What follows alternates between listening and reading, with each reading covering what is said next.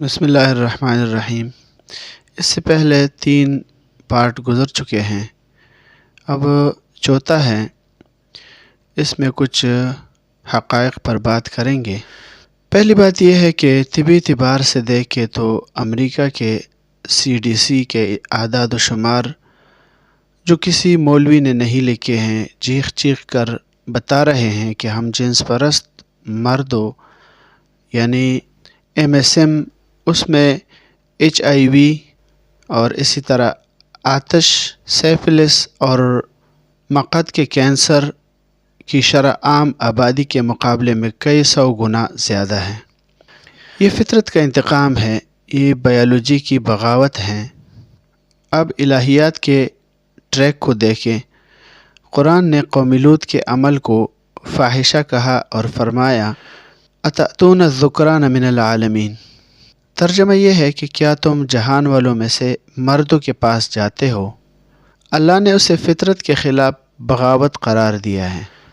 اور قرآن نے ایک اور اہم نقطہ اٹھایا کہ تم نے وہ کام کیا جو تم سے پہلے کسی نے نہیں کیا، یعنی یہ ایجاد شدہ برائی تھی، پیدائشی مجبوری نہیں تھی۔ یہاں سائنس اور مذہب بالکل ایک پیج پر کھڑے نظر آتے ہیں۔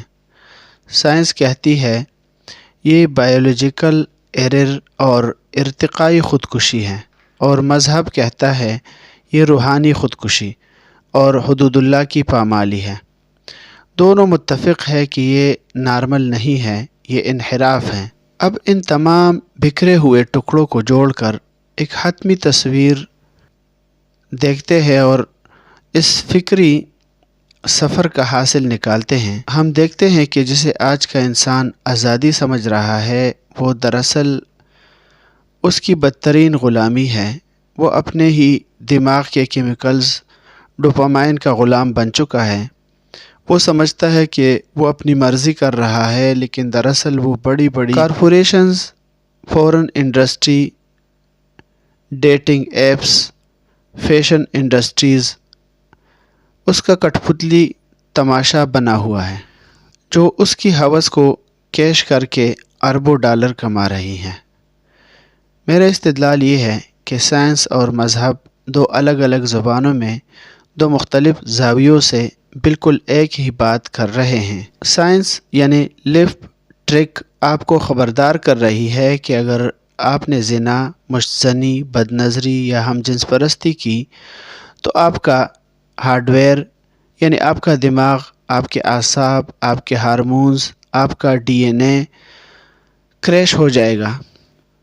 آپ ڈپریشن، انزائٹی، بانجھ پن اور جنسی کمزوری کا شکار ہو جائیں گے۔ سائنس آپ کو دنیاوی نقصان ہارم سے ڈرا رہی ہے۔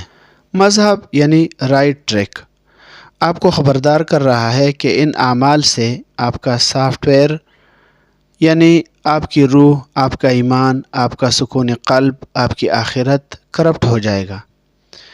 آپ اللہ کی رحمت سے دور اور شیطان کے قریب ہو جائیں گے۔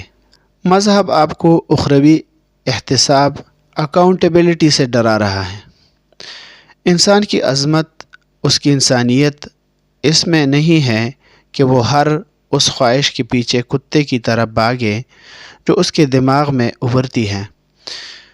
جانور کے اندر بھی شہوت ہیں، انسان کے اندر بھی ہے، لیکن فرق یہ ہے کہ جانور کے پاس بریک نہیں ہے۔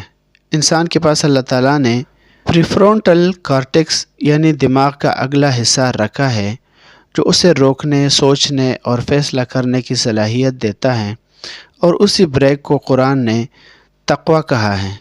یہ جو پابندیاں اسلام نے لگائی ہیں وہ کہ اپنی نظر نیچے رکھو، زنا کے قریب نہ جاؤ، قوم لوط کے عمل سے بچو، اپنی شرمگاہ کی حفاظت کرو، یہ کوئی آپ کو لطف سے محروم کرنے کے لیے نہیں ہے، یہ آپ کو اذیت دینے کے لیے نہیں ہے، بلکہ یہ آپ اس قیمتی مشینری کے سیفٹی پروٹوکولز ہیں، جسے گاڑی کے مینول میں لکھا ہوتا ہے کہ اس پیٹرول انجن میں ڈیزل مت ڈالنا ورنہ انجن سیز ہو جائے گا۔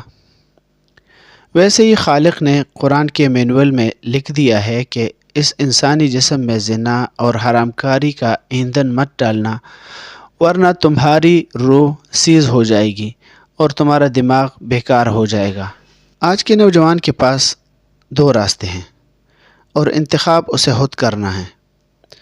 یا تو وہ لبرلزم کے کھوکھلے نعروں کے پیچھے لگ کر اپنی جوانی، اپنی طاقت، اپنی صلاحیت اور اپنا سکون برباد کر لیں اور 40 سال کی عمر میں ایک ایسا کھوکھلا وجود بن کر رہ جائے جو نہ کسی سے وفاداری کر سکتا ہے، نہ خود سے مطمئن ہے اور نہ ہی کسی عظیم مقصد کے قابل ہیں۔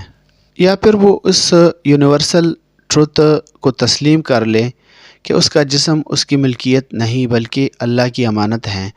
وہ اپنی عفت کی حفاظت کرے، اپنی نظروں کو قابو میں رکھے، اپنی شہوت کو صرف نکاح کے حلال اور پاکیزہ راستے پر خرچ کرے اور اپنی توانائی کو تسخیر کائنات میں لگائے۔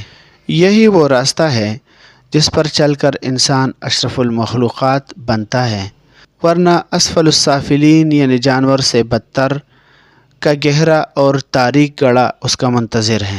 فیصلہ آپ کا ہے، کیونکہ اختیار فری ول اللہ تعالیٰ نے آپ کے ہاتھ میں دیا ہے، مگر یاد رکھیں نتائج آپ کے ہاتھ میں نہیں ہیں۔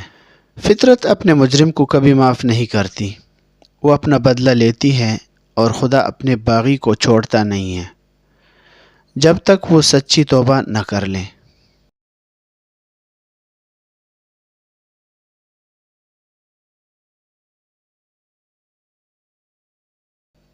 اللہ سے دعا ہے کہ وہ ہمیں صحیح معنوں میں دین پر چلنے کی توفیق عطا فرمائے اور ان فضولیات اور ان بکواسات سے اپنے آپ کو بچانے کی توفیق عطا فرمائے۔ وما علینا الا البلاغ۔